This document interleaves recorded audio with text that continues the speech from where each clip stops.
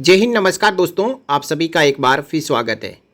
दोस्तों, one rank one pension में UPA सरकार द्वारा एक फॉर्मूला सुझाया गया था कि जो ओआरओपी में पेंशन फिक्स की जाए वो नेशनल मैक्सिमम पर फिक्स की जाए, यानी तीनों सेनाओं के समान रैंक और समान लेंथ ऑफ सर्विस के जो भी जेसीओ जवान और अधिकारी हो वो अपने अपने ग्रुप में, अपने अपने बैच में जिस किसी जवान जेसीओ अधिकारी की अपने बैच में सबसे ज़्यादा पेंशन हो वही पेंशन बाकी सभी जेसीओ जवान और अधिकारियों को अपने अपने रैंक और लेंथ ऑफ सर्विस के अनुसार पास कर दी जाए। यही वन रैंक वन पेंशन का मेन कंसेप्ट था।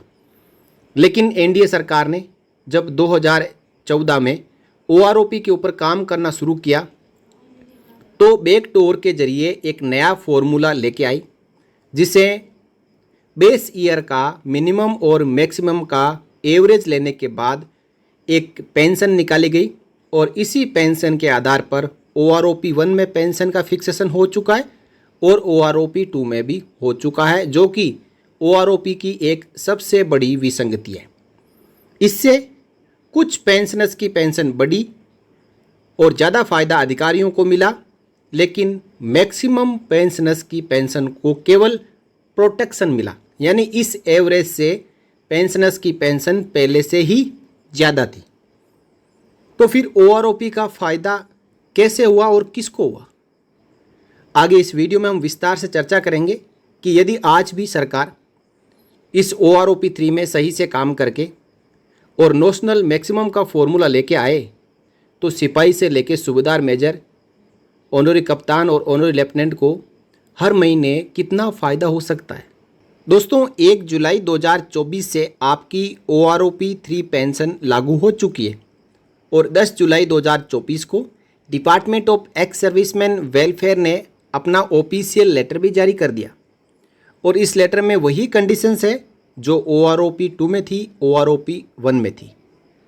फ़र्क इतना है, ओआरओपी 1 में 7 नवंबर 2015 तक जो प्रीमेच्योर रिटायरीज आए थे वो ओआरओपी के दायरे में थे, लेकिन ओआरओपी 2 का पॉलिसी लेटर जारी करते ही इन प्रीमेच्योर रिटायरीज को भी ओआरओपी 1 में से भी बाहर निकाल दिया और जो कट ऑफ डेट है वो 1 जुलाई 2014 कर दिया, यानी 1 जुलाई 14 के बाद में जो भी प्रीमेच्योर रिटायरीज आए हैं उनको ओआरओपी के प्रीव्यू में नहीं रखा गया है। दोस्तों, आप देख पा रहे हैं one rank one pension table 1 July 2024, comparison of pension between average and national maximum pension. National maximum pension की मांग लंबे समय से आ रही है और इससे पहले नेशनल मैक्सिमम और रैंक वेटेज के आधार पर पेंशन जारी की जा चुकी है और इसी फॉर्मूले को ओआरओपी में लागू करने की लगातार मांग की जा रही है, लेकिन सरकार इस फॉर्मूले के ऊपर गौर नहीं कर रही है। देखिए, जब हमारे देश में कांग्रेस की सरकार थी तो 17 जनवरी 2013 को नेशनल मैक्सिमम के आधार पर पेंशन जारी की गई है और रैंक का वेटेज भी 2 साल का दिया गया है। उस समय गवर्नमेंट ने डिसीजन लागू किए गए थे according to recommendations of the committee of secretaries 2012, यानी 2012 की जो कमेटी ऑफ सेक्रेटरीज है उसके अनुसार उन्होंने डिफेंस सर्विस पर्सनल और एक्स सर्विसमैन के लिए कुछ पेंशन और सैलरी में इम्प्रूवमेंट के लिए सजेशन दिए थे, जिसको कांग्रेस सरकार ने मान लिया था और लागू कर दिया था। देखिए, एक committee of secretaries headed by cabinet secretary was constituted by the government to consider various issues on pension of armed forces personnel and ex servicemen who have recommended the following to bridge the gap in pension between pre and post 1/1/2006 जेसीओज oblique OR pensioners. ये खासकर JCO जवानों के लिए थी, क्योंकि उस समय इतना ज़्यादा गैप हो गया था 1 जनवरी 2006 से पहले आए पेंशनर्स की पेंशन में और 1 जनवरी 2006 के बाद में आए पेंशनर्स की पेंशन में। आगे मैं दोस्तों आपको जो कंपैरिजन है वो दिखाऊंगा कि पेंशन में कितना अंतर हो गया और कितना घाटा हर महीने जेसीओ और जवानों को हो रहा है। The pension of pre-1/1/2006 JCO or pensioners may be determined on the basis of national maximum for the ranks and group across the 3 services, यानी जो रिकमेंडेशन, पहली बड़ी रिकमेंडेशन मानी गई थी और लागू की गई थी वो ये कि 1 जनवरी 2006 से पहले जो जेसीओ और पेंशनर्स आए थे उनकी पेंशन का फिक्सेशन नोशनल मैक्सिमम के आधार पर किया जाए, और ये तीनों सेनाओं के सेम रैंक और सेम लेंथ ऑफ सर्विस के जेसीओ जवानों के लिए लागू भी हुआ था। साथ ही साथ जो current weightage in qualifying service of सिपाही, नाइक एंड हवलदार में बी इंक्रीज्ड बाय 2 ईयर्स। जब 2 साल का रैंक वेटेज इंक्रीज किया जाएगा तो पेंशन में भी 2 इंक्रीमेंट का फ़ायदा लगेगा, जिससे जो प्री 2006 और पोस्ट 2006 पेंशनर्स है उनकी पेंशन में जो असमानता थी, बड़ा गैप था, उस गैप को दूर करने की यहाँ पे कांग्रेस सरकार ने कोशिश की थी, और ये कोशिश काफ़ी हद तक लागू भी हुई और सही साबित हुई। तभी जैसे ये लेटर इम्प्लीमेंट हुआ उसी समय ओआरओपी का कंसेप्ट ने एक राजनीतिक रंग लिया, और ओआरओपी के नाम पर जो मौजूदा सरकार है वो सत्ता में आई। पूर्व सैनिकों को जगह जगह पर रैलियों के जरिए आश्वासन दिए गए कि आपकी हम ओआरओपी लागू करेंगे, लेकिन उस समय ये नहीं बताया कि ये जो ओआरओपी लागू करेंगे वो मिनिमम और मैक्सिमम पेंशन का एवरेज लेके लागू करेंगे। उस समय यदि ये बता दिया होता तो पूर्व सैनिक धोखे में नहीं आते और वो सोच समझकर अपनी मांग को आगे रखते। लेकिन पूर्व सैनिकों ने यही सोचा कि जब पहले से ही नोशनल मैक्सिमम के आधार पर पेंशन पास की जा रही है 17 जनवरी 2013 के लेटर के अनुसार, तो आगे भी नोशनल मैक्सिमम के अनुसार ही जो पेंशन है वो दूसरे पेंशनर्स को पास की जाएगी, जिससे कि जिनकी भी पेंशन नोशनल मैक्सिमम से कम है उनकी पेंशन नोशनल मैक्सिमम के बराबर हो जाएगी और उसमें हज़ारों का फ़ायदा होगा। लेकिन ऐसा नहीं हुआ। ओआरओपी 1 और ओआरओपी 2 में 2013 और 2018 की मिनिमम और मैक्सिमम पेंशन लेके एवरेज के आधार पर पेंशन पास की गई है, जिससे कि बहुत ही कम पूर्व सैनिकों, फैमिली पेंशनर्स और डिसेबिलिटी पेंशनर्स को फ़ायदा हुआ है। तो दोस्तों, पूर्व सैनिकों की आज भी यही मांग है कि इनकी पेंशन को नोशनल मैक्सिमम के आधार पर ओआरओपी में फिक्स किया जाए, तब तो ये असली ओआरओपी है। बाकी जेसीओ जवानों को बरगलाने के लिए, उनको बहकावे में लेने के लिए जो ओआरओपी लागू की गई है उससे उनको फ़ायदा बिल्कुल ही नज़र नहीं आ रहा है, क्योंकि जो एवरेज निकल के आ रहा है उस एवरेज से कहीं ना कहीं पेंशन ज़्यादा ही है, तो उनकी पेंशन को केवल प्रोटेक्ट किया जा रहा है।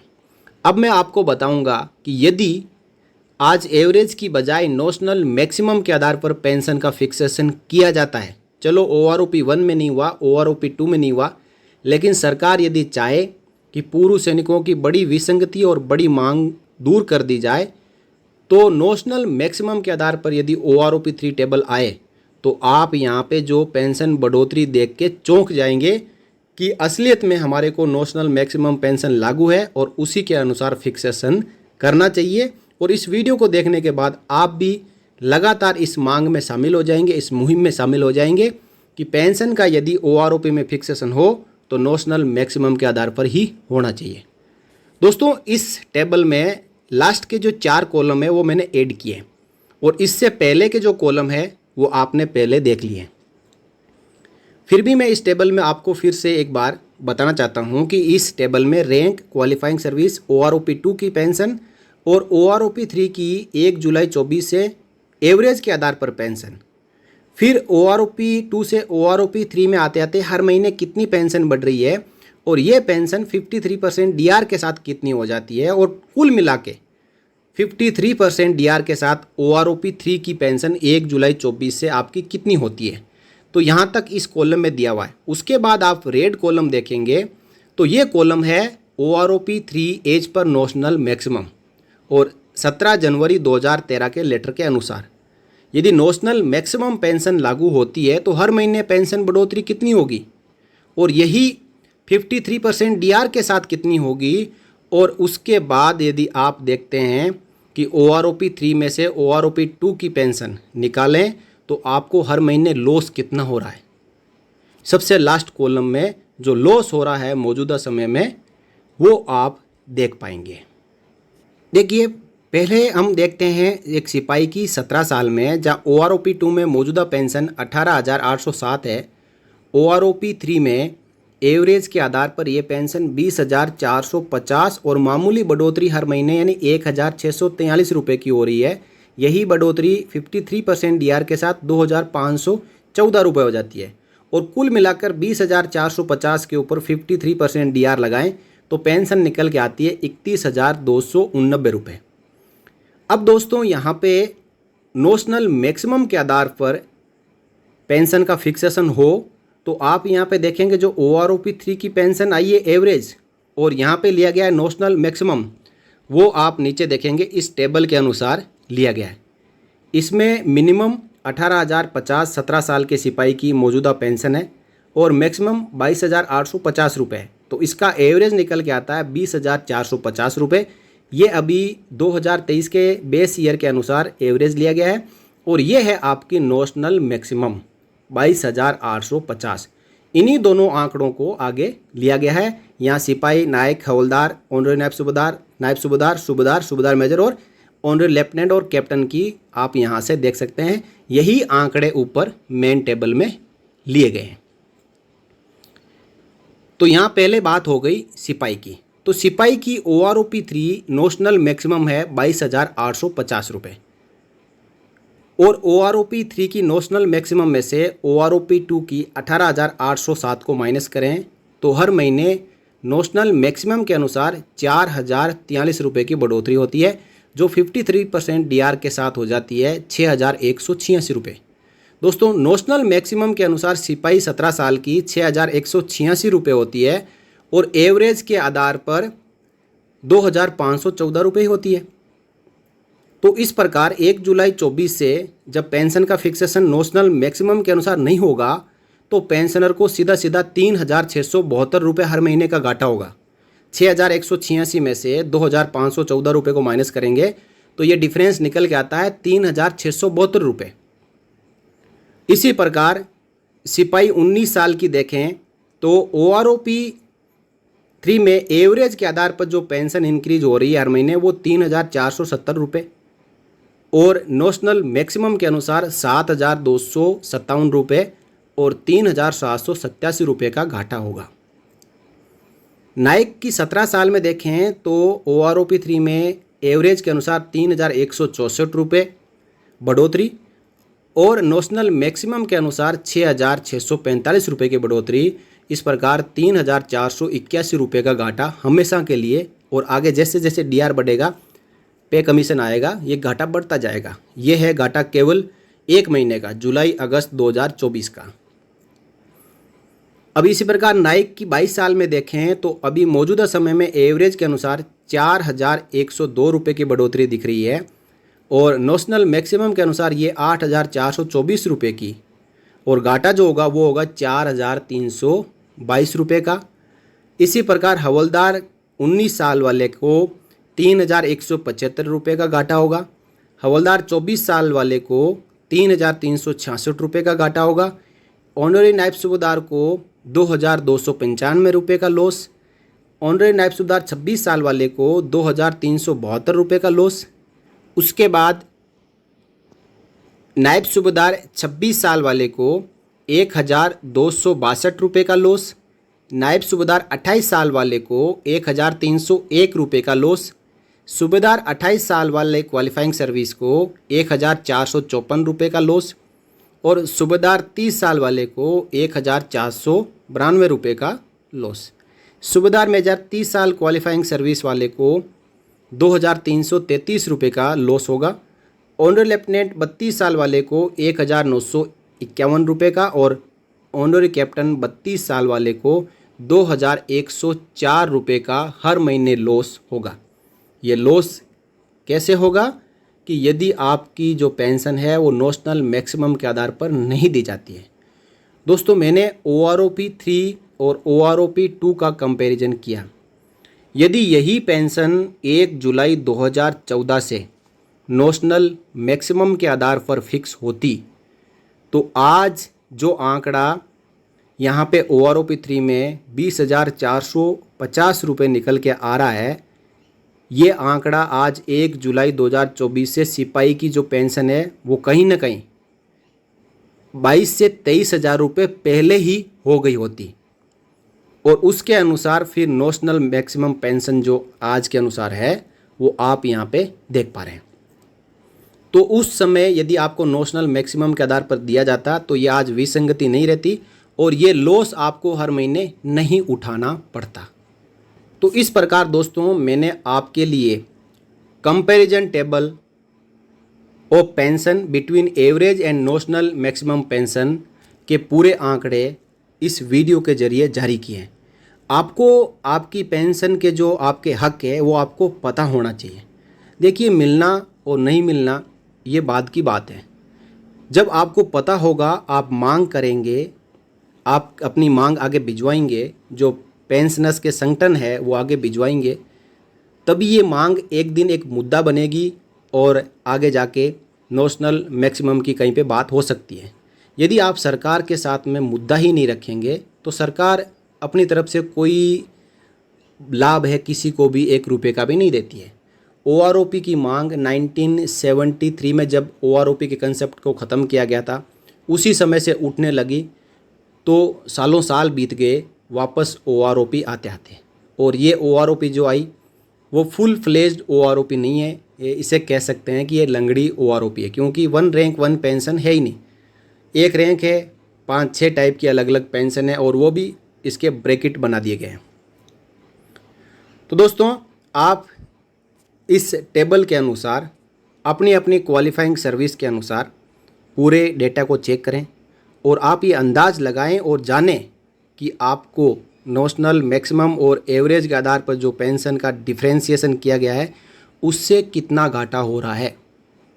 और ये घाटा 1 महीने का है, यानी 1 महीने में इतना घाटा हो रहा है तो आगे ये घाटा बढ़ता ही जाएगा। OROP का कंसेप्ट जब तक लागू रहेगा तब तक ये घाटा बढ़ता ही जाएगा, और जब पे कमीशन आएगा तो ये घाटा और ज़्यादा हो जाएगा। यदि पे कमीशन आता है और नॉशनल मैक्सिमम के आधार पर पेंशन आपको दी जाती है तो सिपाही की 17 साल में 22,850 रुपये के ऊपर फिटमेंट फैक्टर लगता है, नहीं तो ये अभी 20,450 रुपये के अनुसार लगेगा।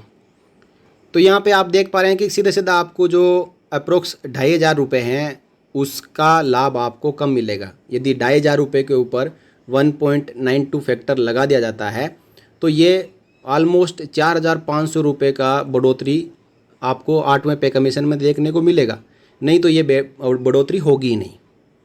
आपकी 20,450 के अनुसार ही 1.92 फैक्टर लगेगा और पेंशन का कैलकुलेशन हो जाएगा, नहीं तो वो फैक्टर 22,850 रुपये के ऊपर लगता। तो दोस्तों, नॉशनल मैक्सिमम का मुद्दा एक सही मुद्दा है, और आगे जब भी OROP का कंसेप्ट के बारे में कहीं पे चर्चा हो तो नॉशनल मैक्सिमम का मुद्दा अवश्य उठाएं और अवश्य आगे रखें। और जो भी मांग रक्षा मंत्रालय, राष्ट्रपति, प्रधानमंत्री को जाती है उसमें नॉशनल मैक्सिमम का जो पॉइंट है उसको अवश्य शामिल करें। दोस्तों, आप इस मेरी बात से और जो मैंने मुद्दा बताया है इससे कितना सहमत है आप कमेंट करके ज़रूर बताएं। और इस वीडियो में जो जानकारी मैंने आपको दी है यदि आपको अच्छी लगी है और आप सोचते हैं कि हाँ ये हमारे पेंशनर्स के हित में है तो आप वीडियो को लाइक करें, शेयर करें, और आगे भी इसी प्रकार की जानकारियाँ पाते रहने के लिए आप चैनल को सब्सक्राइब जरूर करें।